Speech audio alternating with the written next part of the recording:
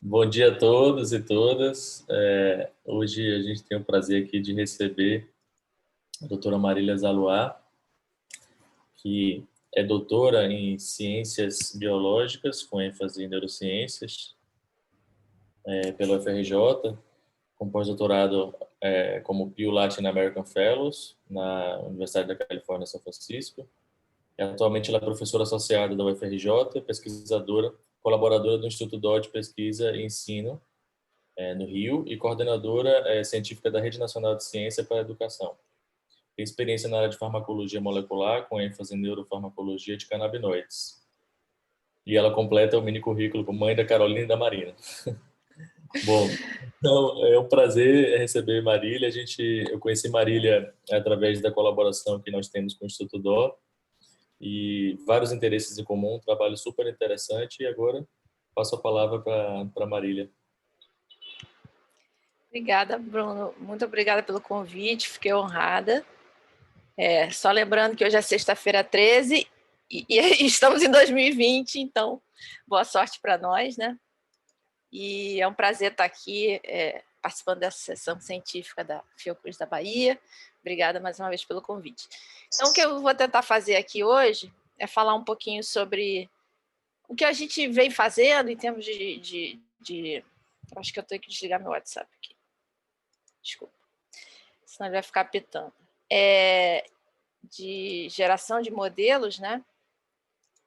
Visando, obviamente, esse interesse que a gente tem nos canabinoides, na sinalização canabinoide.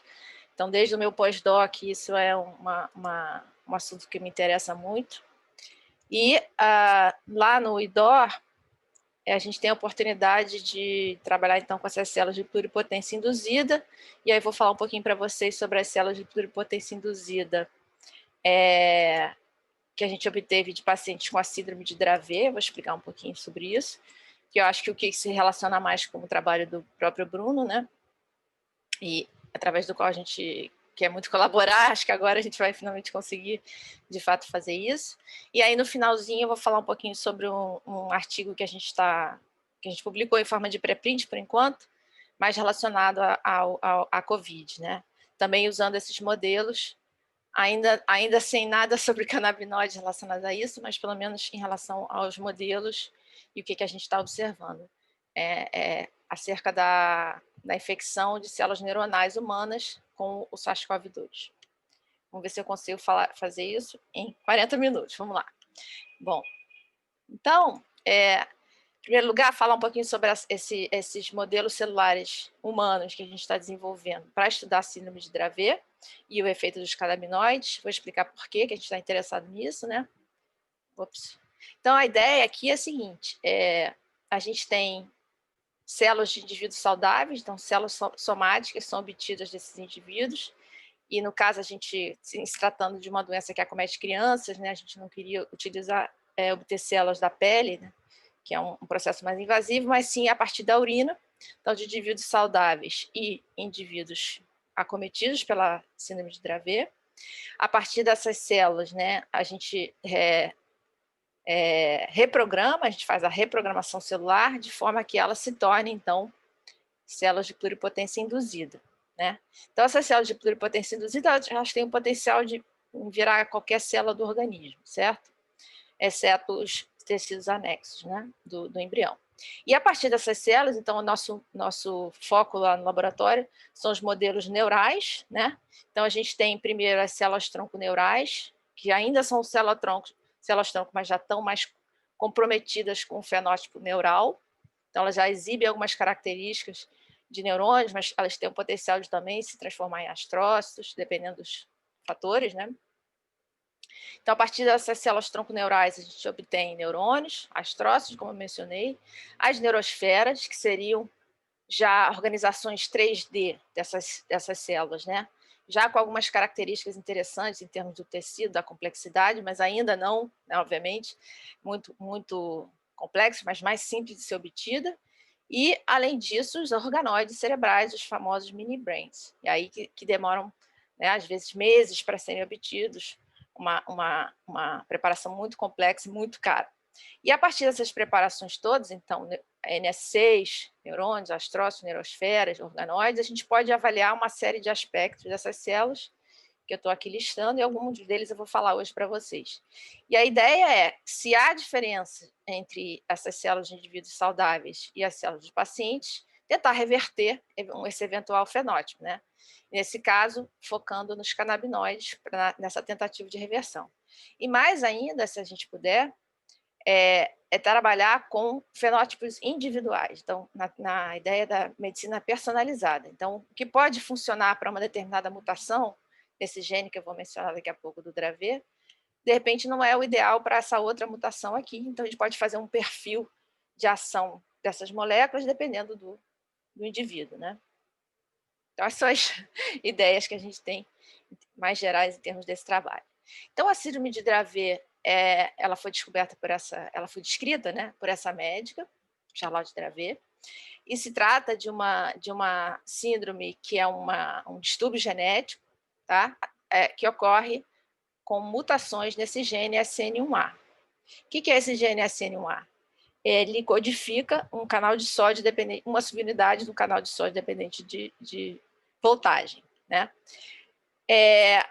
Então, essa síndrome de Dravet não tem uma prevalência muito grande, mas mesmo assim ela é severíssima, né? Então, ela é caracterizada, né, por convulsões começando na infância muito tenra, meses de vida, vários tipos de convulsões diferentes, que aí a gente pode discutir isso, né? Vão gerar ou vão acarretar atraso no desenvolvimento, já no início da vida, e uma série de problemas, né, decorrentes disso. E aí tem uma série de comorbidades, vou passar aqui para a gente avançar. Esse gene, SN1A, então ele tem esse nome, esse canal de sódio, provavelmente foi o primeiro a ser descrito, então ele está muito presente no sistema nervoso, e dependendo da severidade da mutação, a gente vai ter um espectro aí de condições, sendo que a mais severa é justamente a síndrome de Dravet.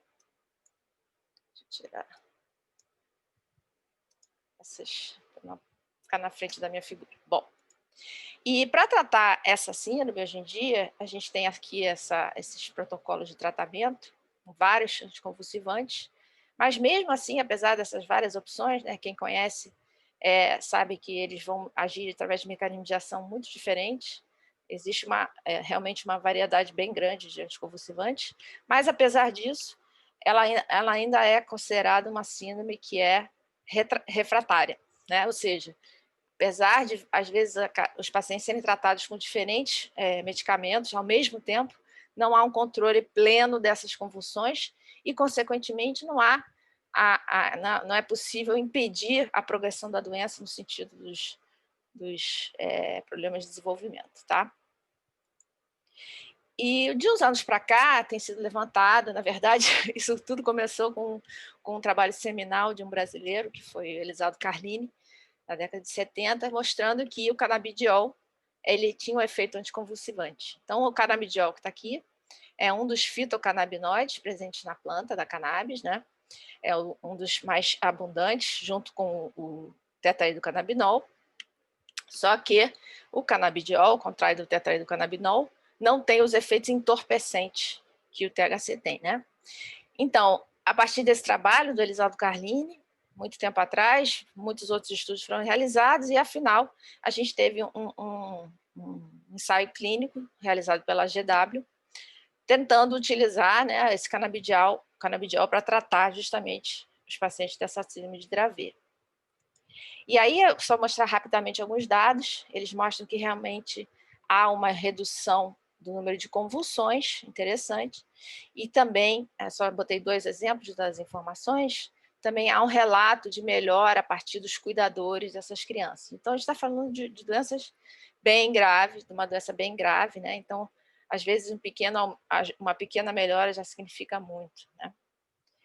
Acontece que a gente não sabe exatamente como o canabidiol age. Ele não age diretamente no canal de sódio, então pode ser um efeito de circuito, enfim, tem uma série de perguntas ainda abertas, né? E, na verdade, inclusive, o próprio mecanismo da doença, que não faz muito sentido, ou seja, você tem uma cópia do gene do canal de sódio dependente de voltagem, que não funciona, como que isso gera maior excitabilidade, né? A hipótese é que, na verdade, esse gene ele é expresso mais em células interneurônios GABAérgicos, que são células inibitórias, então você reduzindo o tônus inibitório, você tem excesso de atividade elétrica. Mas mesmo isso não está muito claro. E, em cima disso, como que o canabidiol ajuda, né? E para tentar responder essas perguntas mais gerais, a gente tem, então, lá no laboratório do Rio, né, aqui do Rio, 3 linhagens obtidas de pacientes com Dravet. Então, aqui tem algumas características dessas linhagens. E vou passar rapidamente. Então, a gente obteve as células, né, somáticas, que foram, então, reprogramadas e exibem os marcadores apropriados para essa reprogramação. Elas também formam neurosferas. Aqui a gente está vendo uma neurosfera dessa. Controle e Dravet, marcada com esse nestina é um marcador de progenitores neurais e Ki67 de proliferação. Então, elas não têm nenhuma diferença assim muito marcante nesse nível de análise, né? E também, muito interessantemente, elas já têm essas neurosferas, apesar de não serem, né, organoides plenos, cerebrais plenos, como a gente pode fazer também, já tem a marcação para esse canal de sódio, tá? Então, tanto controle quanto Dravet, aqui uma série de outros marcadores. E esse modelo de neurosferas, aqui trouxe algumas imagens bonitas para mostrar para vocês, a gente pode trabalhar com eles nessas bolinhas, digamos assim, em suspensão, ou se a gente plaqueia essas neurosferas, elas vão, então, estender neuritos, e os neurônios vão migrar a partir dessa bolinha, digamos assim, né? Então, aqui a gente vê algumas imagens disso. E elas se desenvolvem tanto até que tem marcadores de sinapse, como esse aqui, PSD95.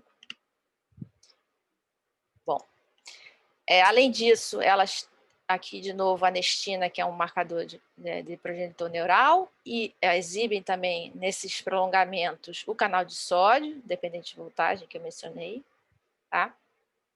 Então, a gente sabe que esse modelo pode ser útil para tentar entender o Dravet, porque eles têm a marcação, né, desse canal.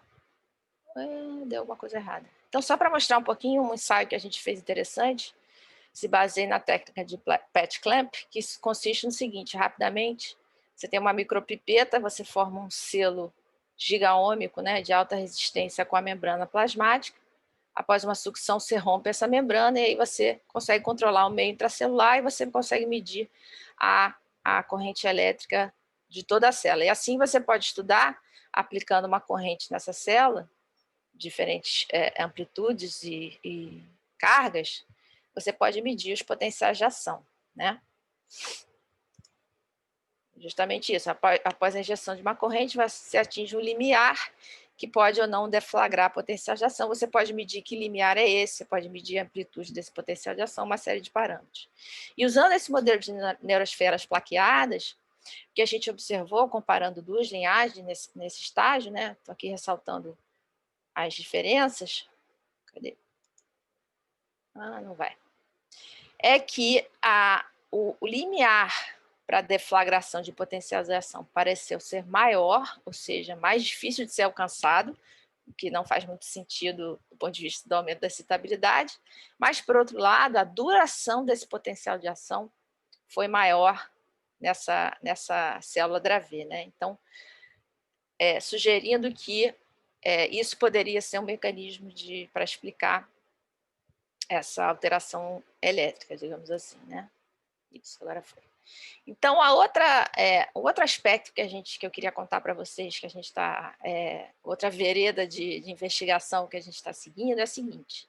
Então, quando a gente está falando da síndrome de Dravet, talvez não tenha ressaltado o suficiente, se trata de uma encefalopatia, ou seja, claro, as convulsões são um aspecto importante, mas essas convulsões possivelmente gerarão ou contribuirão para o desenvolvimento dessa encefalopatia, mas que tem a ver com outros aspectos, como, por exemplo, a neuroinflamação. Então, na verdade, é um ciclo, né, de convulsões, genes, em uma série de fatores que geram a encefalopatia via neuroinflamação, que, por sua vez, geram mais convulsões Então, esse ciclo vai se perpetuando e aí a gente vai ter os problemas do desenvolvimento, né?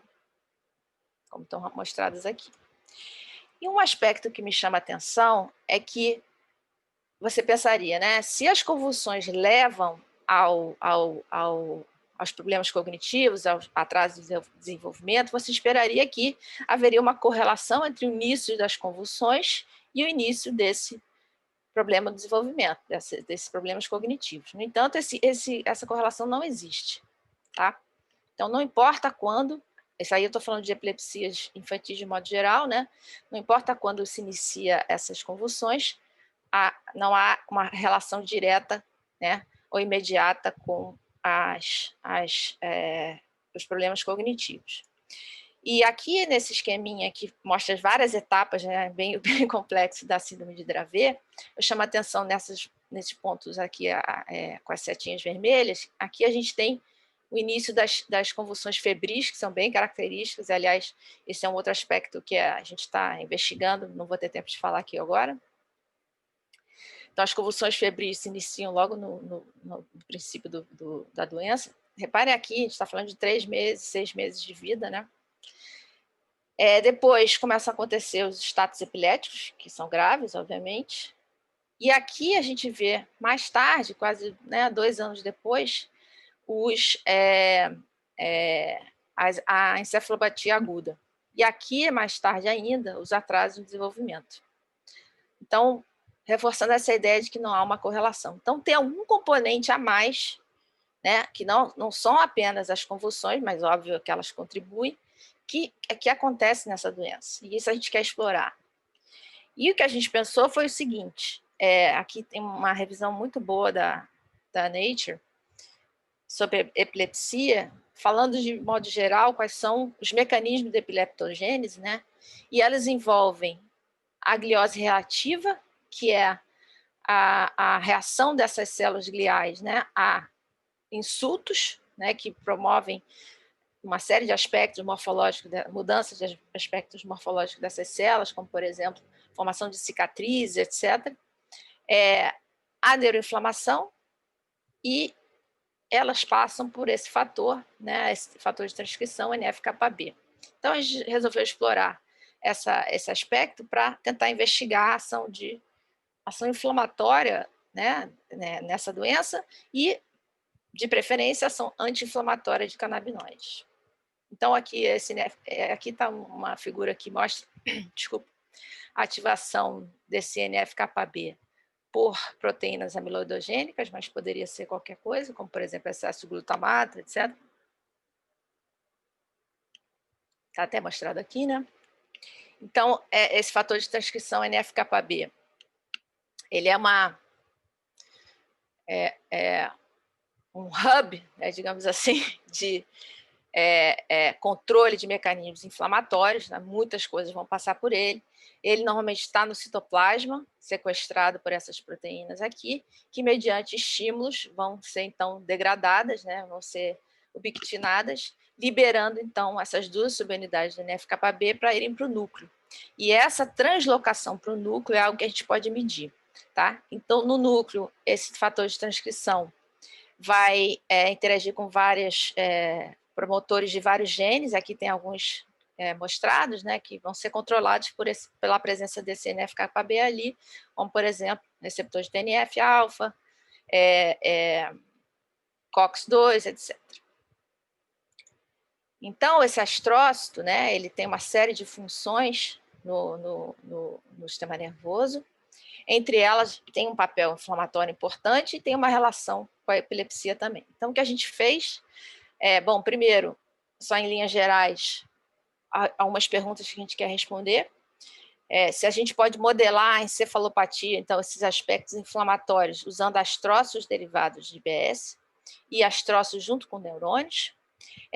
Outro aspecto que parece importante, que a gente ainda quer fazer, se a formação de circuitos neurais anômalos nessa doença que estaria responsável por essa epilepsia, e se a gente pode medir essas atividades neurais in vitro, essa epilepsia in vitro, Isso a gente pode reverter, então, com os canabinoides. E aí, o ensaio em relação aos astrócitos que a gente faz é o seguinte. Bom, primeiro, os astrócitos são obtidos a partir de células tronconeurais. Então, após uma diferenciação de cerca de 45 dias, com vários fatores que são adicionados, etc., a gente tem células que têm essa morfologia aqui. E aí, a gente faz um pré-tratamento com canabinoides, a gente vai mostrar quais, para depois fazer um insulto de TNF-alfa. Né, de 45 minutos, a gente fixa as células e vê onde está o NF-κB. Aqui eu estou mostrando a marcação desse NF-κB. Então, aqui a gente vê que está mais citoplasmática, né? A gente vê os vultos dos núcleos aqui, e na presença do TNF-alfa, a gente vê que então aumenta essa marcação nuclear bem fortemente, né? Então, mostrando essa translocação que eu mencionei. E aí, só dois exemplos, aqui do lado de cá, o efeito do WIN 55212, que é um canabinoide sintético agonista CB1 e CB2, e do lado de cá o CBG, que é um canabinoide, é um fitocannabinoide, canabigerol, e a gente vê que, então, essa translocação pode ser medida, né, numa razão da presença do NF-κB no núcleo, dividido pela presença no citoplasma. Então, quando no controle é assim, quando a gente dá o TNF, há essa translocação, então aumenta a marcação nuclear. E se a gente dá o CBD, não houve efeito, né, essa canabidiol, não houve reversão, mas o WIN igualou, quer dizer, não deixou o TNF aumentar a translocação, como a gente pode ver aqui. E um efeito parecido a gente observou com o CBG também. Então, o canabigerol. Então, esses canabinoides têm isso já é descrito em vários sistemas, né? Essa possibilidade de ação anti-inflamatória, que também é interessante, né, no contexto da síndrome de Dravet, pelas razões que eu expliquei. Uma outra coisa que a gente ainda vai fazer, né, Bruno?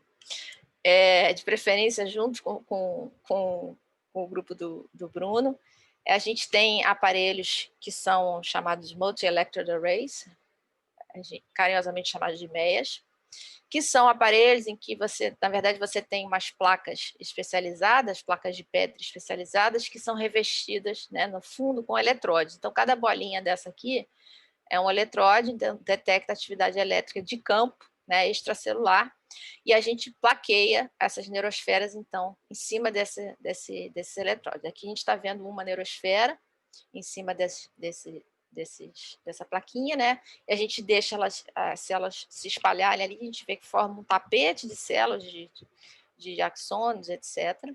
Aqui um outro exemplo, numa cultura de Dravet, a neurosfera está aqui fora do campo. Mas aí, com isso, a gente pode medir a atividade elétrica. A gente fez algumas tentativas, eu vou mostrar um vídeo rapidinho. Nesses vídeos, são dois, né? Então, controle desse lado e Dravet do lado de cá. A gente mede a atividade elétrica e que está convertida numa escala de cores, tá? Então, quanto mais vermelho, mais intensa essa atividade elétrica, mais para o azul a gente tem até diminuição. Então, vou iniciar o vídeo aqui. Então, do lado direito está Dravet, do lado esquerdo controle. Então, acho que fica bem nítido que do lado direito a gente tem uma situação de maior atividade, né? A gente vê mais cor ali.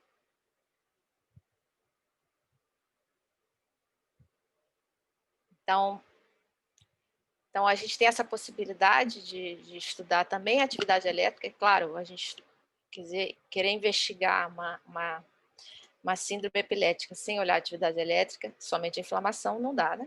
Então, a gente tem essa possibilidade, tem várias dificuldades técnicas, infelizmente, mas que a gente um dia pretende superar. Bom, então, mudando aqui um pouco a linha do que eu estou falando, mas eu vou falar de neurosferas também, só que nesse outro contexto, né? O Bruno pediu para eu falar um pouquinho sobre isso. Então, a gente tem esse pré-print que está disponível, quem quiser dar uma olhada em mais detalhes. É uma última versão, a gente viu, acho que mês passado, e já tem coisa nova que não tem no pré-print que eu vou mostrar aqui para vocês. Tá? Então, fiquem à vontade de entrar lá e dar uma olhada. Então, a ideia é a seguinte, a gente sabe que SARS-CoV-2. Só para, não sei o quanto que todo mundo aqui deve saber até mais do que eu sobre isso, mas só para nivelar, o principal receptor de entrada desse vírus é a ECA2, né? Então, a interação do vírus com a ECA2 é fundamental e depende dessa proteína spike e também de cofatores, certo? Ele tem vários efeitos que estão mostrados nessa figura, aliás, uma revisão muito boa que saiu da Nature Medicine. Ele pode ter um efeito citotóxico direto, que depende da ECA2. Ele pode ter um efeito vascular, né, através da desregulação do sistema renina-angiotensina. Então, vai ter uma série de efeitos por causa disso, que são bem preponderantes, né, aliás. Então, ainda tem a questão endotelial também. E a desregulação da resposta imune, né, em que a gente vai ter, em casos extremos, a famosa tempestade de citocinas. Então, ele tem esses vários aspectos que a gente pode, alguns deles, investigar, né, usando esses modelos neurais. E nessa revisão, eles apontam que que inicialmente se pensava, né, de ser uma síndrome respiratória, mas, na verdade, tem várias manifestações extrapulmonares, né, que chama a atenção a nossa área de interesse, das manifestações neurológicas, tem uma série de efeitos interessantes, preocupantes, né, em casos mais graves, mas também alguns que acontecem em quase todo mundo, 60% a 70% das pessoas têm anosmia, ageusia, ou seja, perda de olfato e paladar, mas podem evoluir, né, dependendo da gravidade do paciente, para coisas neurológicas, problemas neurológicos mais graves, né, como está aqui levantado. E nessa revisão mesmo, eles levantam algumas perguntas que ainda estão em aberto, né? Se o vírus SARS-CoV-2 infecta neurônios diretamente, ou se os efeitos neurológicos derivam de acometimento vascular apenas, né? E se há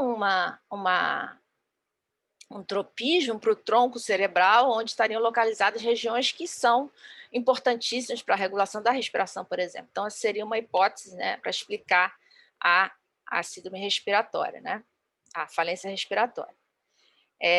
Então, essas duas perguntas a gente achou que podíamos tentar ajudar a responder, certo? E, para isso, na verdade, chegou a nós um caso de um paciente, isso que eu vou mostrar, esses dados pós-mortem, na verdade, fazem parte de um outro artigo, que também está em preprint, esqueci de colocar aqui o título, que é um case report dessa paciente. É uma menina que de um ano e pouquinho, que ela já tinha tido meningite previamente, mas já tinha retomado a vida normalmente, e depois pegou Covid e veio a falecer de Covid. E aí, analisando, né, as amostras pós-mortem dela, o que se observou foi que, aqui fazendo imunocitoquímica para a proteína spike, então SP, em verdinho, havia marcação no coração. No córtex cerebral, raramente células eram encontradas positivas para proteína spike, mas havia uma grande marcação no plexo coroide, que é uma região que está ali intermediando, digamos assim, a comunicação entre o líquor, né, e o líquido encefalorraquidiano e o parênquima cerebral, né? Então, havia uma marcação intensa da proteína spike nesse tecido e também no ventrículo lateral, como vocês veem aqui em verdinho.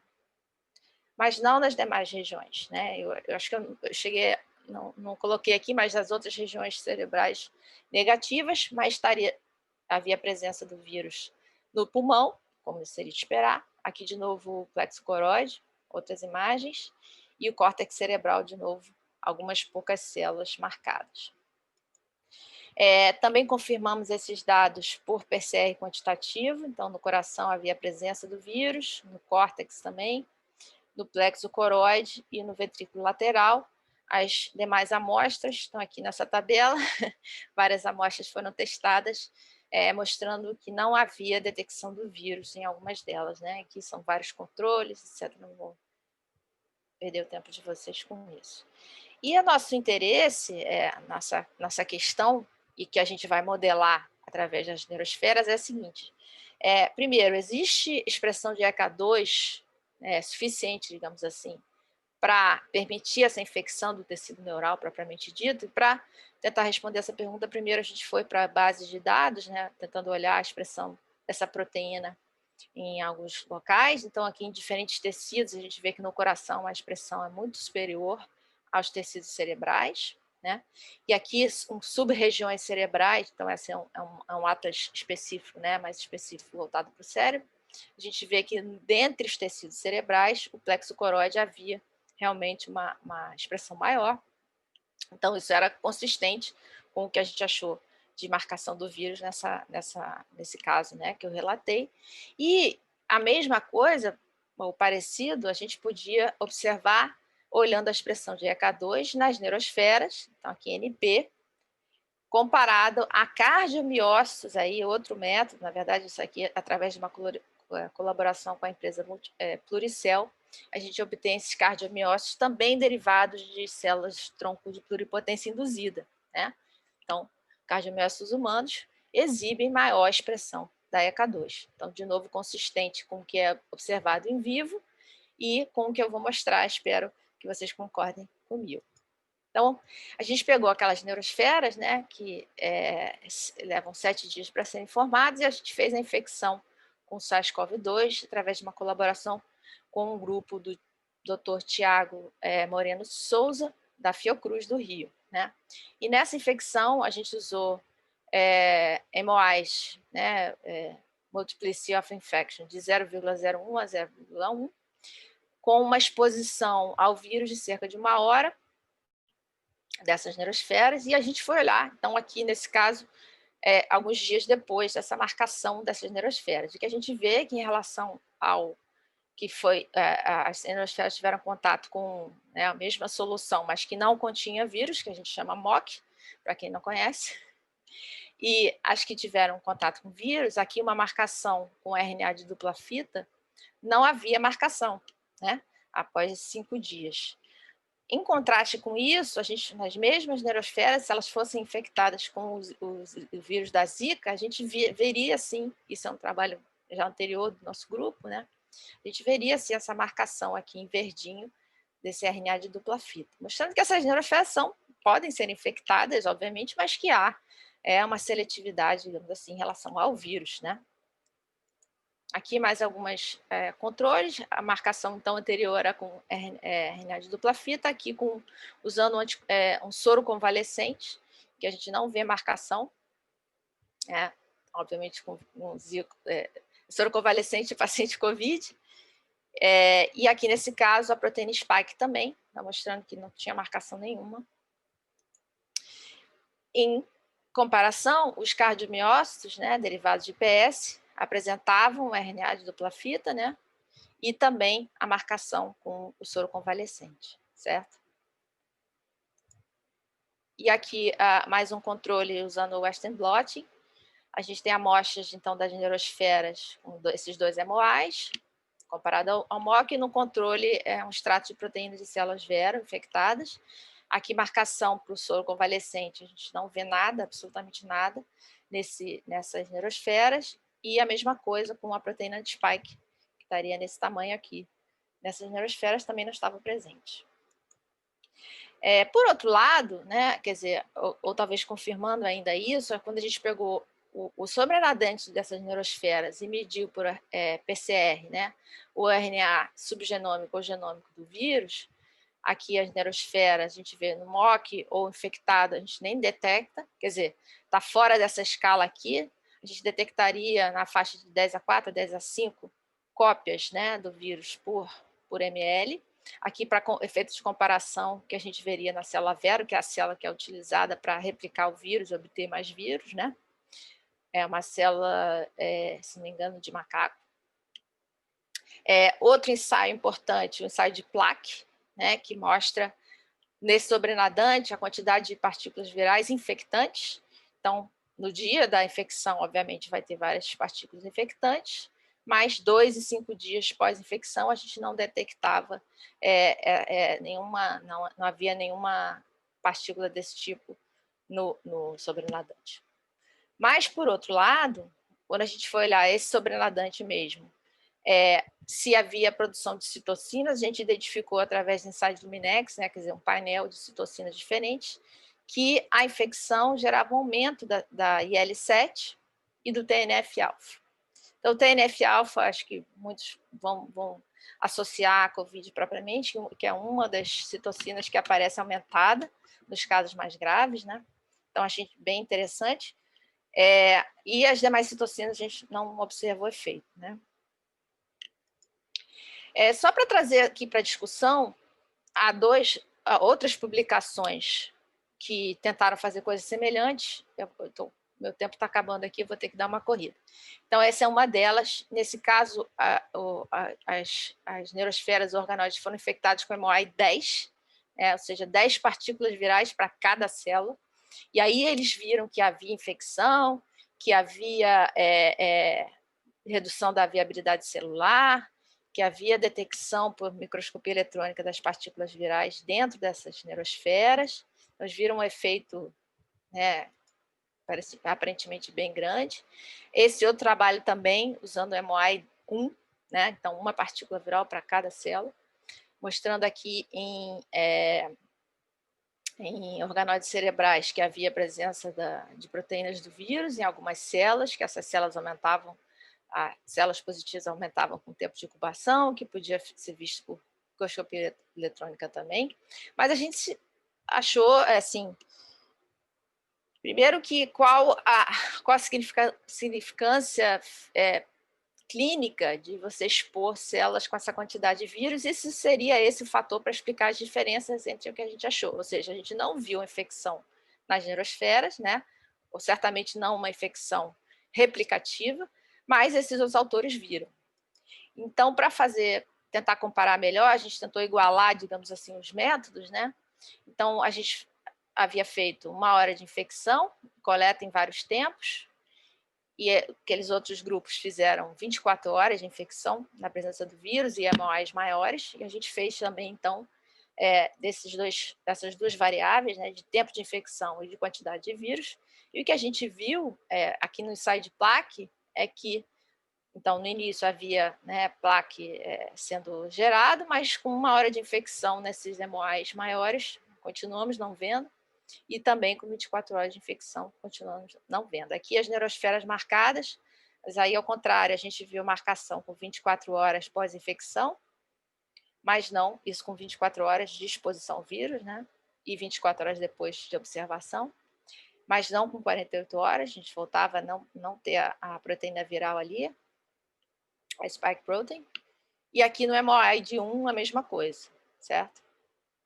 Porém, olhando para agora a citotoxicidade, então, de novo comparando 1 hora de infecção com 24 horas de infecção e diferentes MOIs, a gente vê que realmente, com 1 hora de infecção, medindo por LDH a citotoxicidade no sobrenadante, a gente vê que o tempo de exposição pode gerar aumento dessa citotoxicidade, dependendo do MOI, mas que 24 horas de exposição ou 1 hora de exposição a vírus não fazia diferença, quer dizer, a morte celular é equivalente. Então, o fator que estaria aumentando a morte celular seria mais o MOI mesmo, quer dizer, a quantidade de vírus ali, a que estava exposta aquelas células, certo? E aí, outra coisa que a gente, além dessa questão metodológica, né, para tentar igualar, ou nivelar com esses outros trabalhos, foi que a gente pôde olhar justamente a sequência dos vírus, né, usados nesses diferentes trabalhos. E aqui está o resultado dessas análises, e foram identificadas algumas mutações. Então, essas mutações se referem à sequência original, né, de Wuhan. Então, o nosso vírus, que é essa primeira linha aqui, apresenta 3 mutações em relação àquele 3 variações, melhor dizendo, em relação àquele vírus, e esses outros trabalhos também têm outras modificações.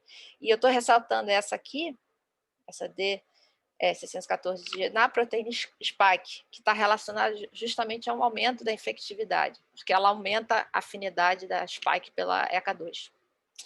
Então, isso né, causaria, em tese, um aumento da infectividade dessa cepa, desse isolado, mas a gente acha que algumas dessas outras mutações aqui pode estar compensando esse aumento de infectividade que estaria apresentada ali, né?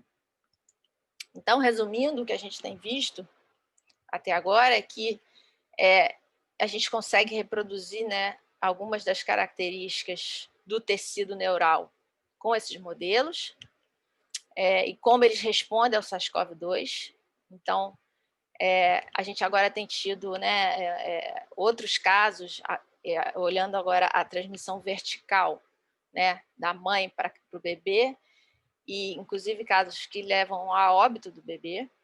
E o que a gente está observando é que, na verdade, há as questões placentárias que parecem estar por trás desses óbitos, né, ou desses problemas do desenvolvimento intrauterino. Então a ação vascular do vírus é muito preponderante, né, e esses dados que a gente obteve corroboram essa ideia. Quer dizer, nas células neurais humanas não há, a infecção não é permissiva, ou seja, não gera partículas, replicação viral e partículas infectantes, porém há um dano direto, há um dano citotóxico direto e possivelmente um dano de induzir inflamação no tecido direto também, no tecido neural. Então, é isso que a gente está achando. Quer dizer, tem os problemas vasculares e eles explicam a maioria dos problemas neurológicos, explicariam a maioria dos problemas neurológicos que os pacientes vão apresentar, os pacientes graves vão apresentar, mas há também, mesmo assim, um dano direto citotóxico e possivelmente inflamatório também. E é isso. Precisamos de mais modelos como esses. Eles são muito úteis, obviamente eles não respondem todas as perguntas, eles têm limitações, mas eles, em complementação aos estudos com animais, enfim, uma série de outros métodos são muito úteis e eles podem, de fato, contribuir para a gente entender a síndrome de Dravet ou o COVID de modo geral. É isso, obrigada. Muito legal, Marília. Obrigado a você novamente. Acho que temos aí elementos para uma rica discussão, né? Eu convido a todos a mandarem as perguntas pelo chat e se alguém quiser também fazer algum comentário falado, a gente pode abrir o microfone também, só sinalizar aí pelo bate-papo. Então, a gente teve uma série de aplicações aí, né, desses modelos com células-tronco, que vai desde da aplicação para estudo de doenças raras, né, que você apresentou, como é o caso de Dravet, testes farmacológicos, ajudando, na verdade, a trazer mecanismos, entendimento sobre o mecanismo de ação dos canabinoides, né, porque eles estão sendo utilizados aí amplamente na clínica, né, para epilepsia e autismo também, mas a gente ainda entende pouco, né, sobre o mecanismo de ação deles, então acho que esse tipo de modelo ajuda muito. E a questão de que você tem a possibilidade de estar trabalhando com células de paciente que podem ser mais representativas e reduzindo a utilização de animais, né? Então tem várias aí vantagens desse tipo de modelo. Eu tenho uma perguntinha em relação aos seus resultados sobre as infecções com SARS-CoV-2. Você acha que alguns desses resultados, quer dizer, quando você compara os experimentos publicados e que demonstraram que ele é capaz de infectar, tem aquelas diferenças todas que você mostrou em relação ao tempo de infecção, a MOI e até variantes genômicas. Existem diferenças também em relação ao tipo celular que é usado, no sentido, você está trabalhando com neuroesferas, então elas têm uma característica mais cortical, não é isso? Isso. Então, Isso. existem outros modelos aí que tenham testado, por exemplo, neurônio sensitivo ou com neurônios, outros tipos de neurônio que possam ter uma permissividade. Existe essa diferença? Essa é uma pergunta e a outra eu vou dizer depois. Vamos lá. Assim, que eu lembre, tem um trabalho que eu não mostrei, mas tem um trabalho, acho que é do grupo da Kristen Brennan, que ela tem um modelo de organoide com plexo coroide. E nesse caso, ela só vê infecção no plexo coroide também. Plexo coroide-like, né? nesse organoide. Aí ela está tipo, alinhado com o que a gente viu. Agora, e tem o trabalho do grupo da Unicamp, que viu infecção em astrócitos humanos também. Então, que eu lembro assim, de cabeça são esses 2 exemplos. Mas outro aspecto que eu acho que vai surgir é o componente genético da célula, né? Quer dizer, do indivíduo. Qual a explicação para a gente ter pessoas que desenvolvem a Covid grave, severa, e outras não? A cepa viral é uma explicação, mas uma possibilidade é que fatores, né, da pessoa, comorbidades também, mas alguns fatores genéticos potencialmente podem explicar. E aí acho que isso pode ser explorado também com células. A gente fez 3 linhagens celulares diferentes. Naquelas neurosferas, eram 3 linhagens celulares diferentes, então, né, embutindo ali alguma variabilidade genética para ver esses efeitos. É possível que haja variantes, né, dessas células que têm uma suscetibilidade maior também. Isso é uma outra possibilidade. É verdade. Assim, em comparação com esses outros artigos e tal. Em relação ao tipo celular e em relação à suscetibilidade individual, né? Exatamente. E vocês pensam, por exemplo, em utilizar outros isolados virais, de repente isolados de pacientes que apresentaram, aí sim, alguma manifestação clínica que sugerisse uma possível infecção do tecido nervoso? Certamente. A gente está fazendo coisas assim aí com um grupo do Amilcar Tanuri, lá da UFRJ. Está em andamento isso. Muito legal. A doutora Cláudia Brodes, quem está aqui fazendo uma pergunta no chat, elogiando a excelente palestra, e está perguntando se na síndrome de Dravet é possível utilizar as neurosferas com terapia gênica. Se esse é um foco de vocês e qual é a sua opinião pessoal? É uma possibilidade. A gente não tem, assim, isso está numa lista de coisas que a gente gostaria de fazer, mas ela está um pouco mais para trás. A gente tem muitas outras coisas para fazer antes de chegar nesse ponto, mas certamente é uma possibilidade. Quem sabe com a sua ajuda. Como é que você vê assim, o uso de terapia gênica para essa doença? Você acha que isso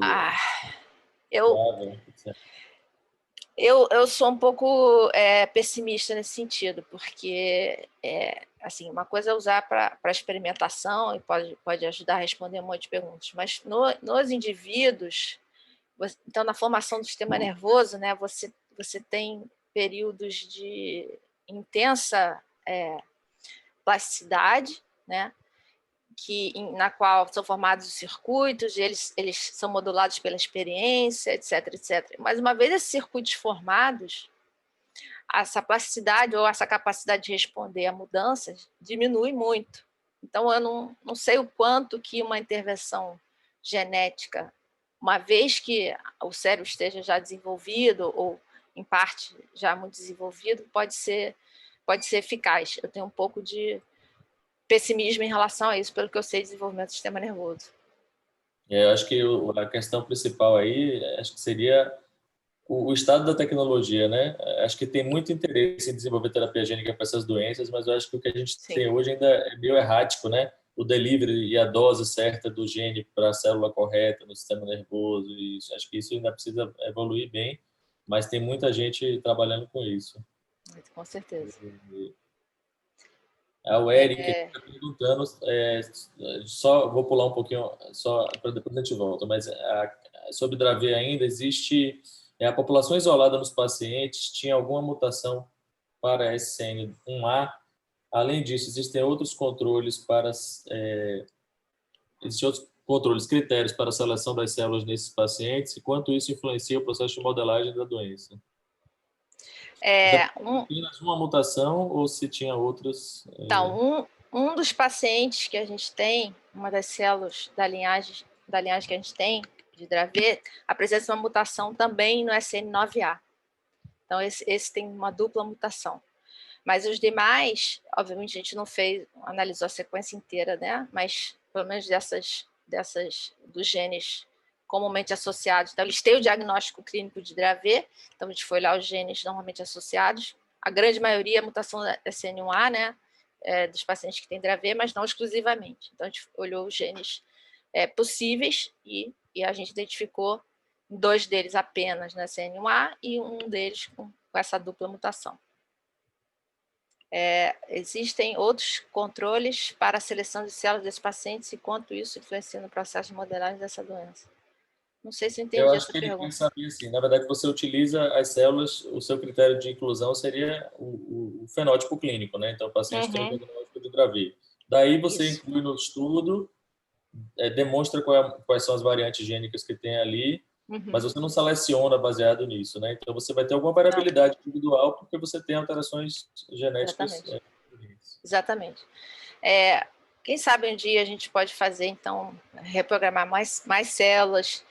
A gente tem contatos, né, com associações, sociedades de epilepsia, que, se a gente quiser uma variedade maior de pacientes, certamente a gente poderá. Eles têm muito interesse, apostam muito em pesquisa, acreditam na ciência. Então, a gente certamente poderia ter outras amostras. Por enquanto, a gente está trabalhando com essas 3. Na verdade, eu acho que até a gente tem algumas outras ainda não reprogramadas, em algum lugar congelado.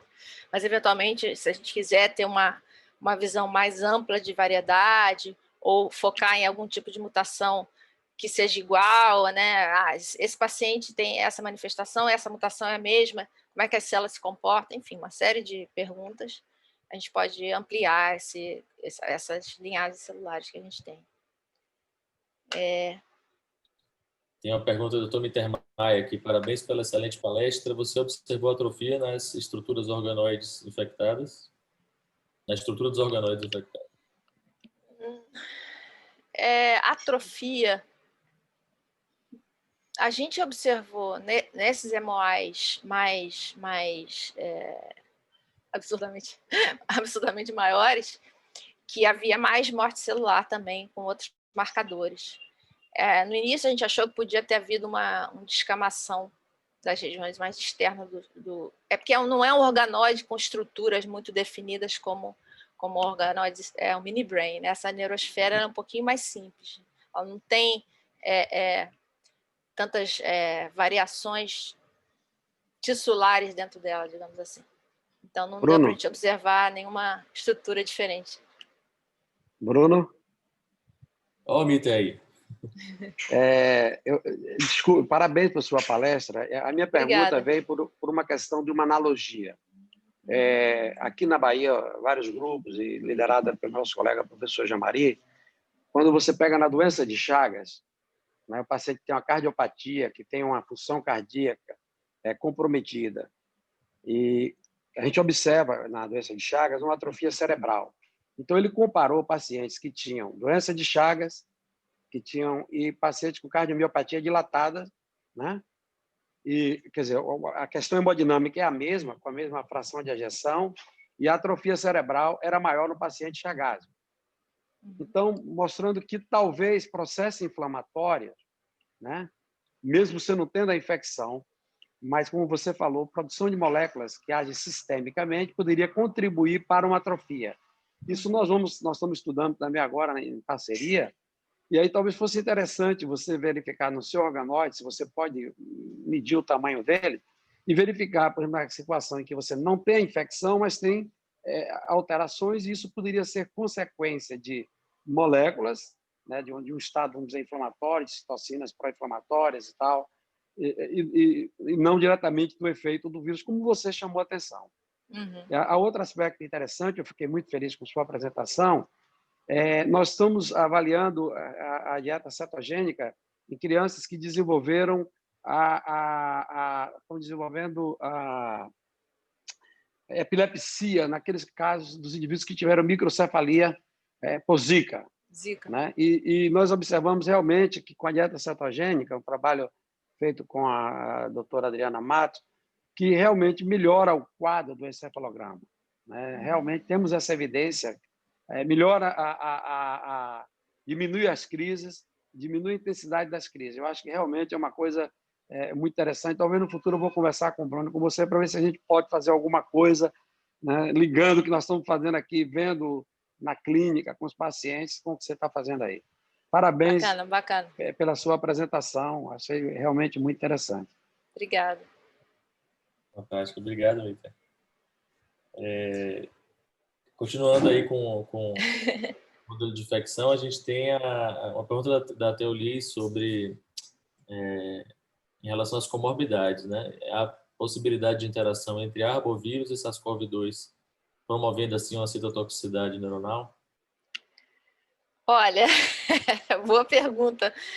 Eu não sei, a gente não fez isso ainda. Inclusive, está aqui assistindo a Carolina Pedrosa, que é a líder desse artigo, primeira autora desse artigo que eu apresentei, né, os dados do pré-print. E ela tem uma experiência vasta, né, com infecção com Zika. Inclusive, ela também foi autora do artigo que mostra que fatores ambientais podem ampliar, né, o efeito do Zika. E, como fator ambiental, a proposta é um contaminante da água, né, que é uma toxina liberada por cianobactérias, chamada saxitoxina. E que explicaria por que em algumas regiões do Brasil a gente teve mais casos de microcefalia do que outras, né? Mas nunca fizemos assim Zika com SARS-CoV, inclusive porque o SARS-CoV é todo complicado, né? A gente tem que fazer em B3, quer dizer, a gente não faz nós mesmos no laboratório, ao passo que o Zika, sim. Então, a gente ainda não tem nenhuma evidência experimental para poder responder essa pergunta. Não sei se a Carol sabe de algum outro trabalho, alguém que tenha feito alguma coisa nesse sentido, que possa responder. Não sei se ela quer falar. Carol? Oi. Você sabe, não, Carol? Não, né? Eu não. Pelo menos até onde eu leio sobre isso, eu não vejo essa associação experimental, como você disse, não. Mas é interessante. Realmente é uma coisa, né, que é interessante. Exatamente. E Marília, eu achei bem interessante o dado que você mostrou também sobre as citocinas, né? A produção aumentada lá de L7, né? Uhum. Foi L7, né, que você mostrou. E L7 tem TNF-alfa. E L7, se não me engano, vem sendo usado até terapeuticamente para tratar casos de Covid grave. Tem alguns relatos aí. Não é o L6? Acho que é L7. Estava vendo alguma coisa sobre isso. Vocês pensam em fazer algum estudo utilizando anticorpos neutralizantes ou algo que valha para ver se isso tem algum impacto no controle da infecção, essa resposta? É uma ótima ideia. Porém, cara de se fazer, infelizmente. Mas é uma ótima ideia. A gente tem tanta pergunta para responder, né? Estudo mais de mecanismo, né? Porque você tem alguma infecção acontece, né? Só que ela não se mantém, né? Aquilo é eliminado, o vírus é eliminado. Exatamente, o vírus não replica. Assim, a neurosfera não é, talvez, o modelo ideal para ver essa questão da inflamação. Então, de repente, a gente tem ali uma resposta rudimentar, inflamatória rudimentar, e a gente pode se voltar para os astrócitos ou mesmo os organoides cerebrais, que têm uma complexidade maior, para tentar olhar isso com mais cuidado. Então, eu acho que tem alguma coisa, mas tem que ter um pouco de cautela aí, porque essas células são imaturas, enfim, não vão ter uma resposta inflamatória plena, ou, enfim, robusta o suficiente. Então, a gente pode esmiuçar isso aí um pouco melhor com outros modelos, eu acho. E em relação aos canabinoides, eu queria só assim saber mais quais são as suas intenções, que tipo de canabinoides você pretende trabalhar, quais são os próximos passos dessa pesquisa. Como é que você consegue, como é o processo todo? Essa é a questão, né? Assim, é muito difícil, muito difícil. Apesar da gente ter a autorização da Anvisa para ter essas substâncias que são controladas, é uma burocracia infernal, né? Acho que todo mundo aqui está no setor público e que mesmo quem não está tem essa experiência, sabe como é que é. Não, talvez não em relação às substâncias controladas, mas outras, né? Então, é muito difícil, mas a gente está a duras penas conseguindo. A gente vai conseguir agora o CBD e o THC para poder estudar. E em relação à epilepsia e outros aspectos, né, eles são meio o yin e yang da farmacologia canabinoide. Né? O THC seria o malvado e o CBD o anjinho, mais ou menos, simplificando. Mas, muitas vezes, a combinação dos dois tem um efeito interessante. Tem alguns medicamentos que têm justamente a combinação de CBD e THC. A gente pode investigar as proporções, etc. Tem a questão do efeito comitiva, e aí é um pouco mais complexo. Então, efeito comitiva, para quem não conhece, a ideia de que o efeito do extrato da planta, a combinação das moléculas é maior do que o efeito individual de cada molécula somado, né? Então, não existe uma sinergia entre elas. Isso não está plenamente comprovado cientificamente, mas seria uma coisa legal de se investigar. Só que extrato de planta é uma coisa muito difícil de trabalhar em termos de variabilidade do próprio extrato, a temporada, a planta, a variedade, existem milhões de variedades dessa planta. Então, é algo difícil de se abordar do ponto de vista técnico para a investigação científica, não deixa de ser interessante. Mas, pelo menos, essa questão desses dois fitocannabinoides e a combinação deles em proporções diferentes é bastante bacana, já é algo que a gente pode fazer.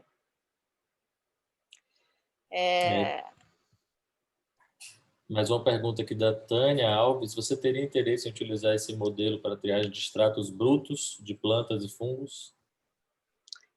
Eu, como pessoa da farmacologia molecular, eu fujo de extrato como o diabo da cruz, porque, como eu falei para vocês, né, assim, essas preparações celulares, já existe uma variabilidade tão grande entre uma e outra, a linhagem, é o preparado, o cultivo, são muitas etapas que embutem aí uma variabilidade muito grande. Se a gente ainda, por cima disso, ainda colocar um extrato de planta, uma coisa mega complexa, eu tenho um pouco de medo de trabalhar com isso. Por enquanto, acho que moléculas isoladas é mais ideal. Eventualmente, a gente pode, se a gente tiver um modelo muito robusto, efeito muito gritante, enfim, consistente, que se reproduz todas as vezes, o que é raro, né? Aí sim a gente poderia se voltar para os extratos, mas de repente triagem. Fungos também, interessante. Bom, acho que é isso. Não temos mais perguntas aqui no chat. Eu queria, então, novamente lhe agradecer pela excelente palestra e pela essa discussão que proporcionou. E obrigado. Eu que agradeço. Um ótimo dia aí para vocês. Sexta-feira 13. Cuidem-se. E obrigado pelo convite mais uma vez. Ok. Tchau, tchau, Marília. Tchau, tchau.